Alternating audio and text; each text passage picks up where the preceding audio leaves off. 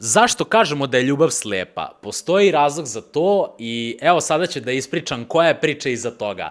Svi mi znamo da zaljubljen čovek, što se kaže, ne vidi dalje od svog nosa. E sad, naučnici su zaljubljenim ljudima pokazivali fotografije njihovih partnera dok su im skenirali mozak. Aktivirale su se oblasti povezane sa nagradom i prijatnošću, istovremeno se smanjila aktivnost u nekim drugim oblastima koje učestvuju u kritičkom procenjivanju drugih ljudi. Upravo zato ignorišemo sve one crvene zastavice na početku koje kasnije budu razlog raskida te veze, jel tako? Prosto naš mozak ne čita tu informaciju racionalno, nego čita kroz neku našu emociju. Zaljubljenost nam pokazuje koliko mi nekoga želimo, ne nužno koliko je on dobar za nas.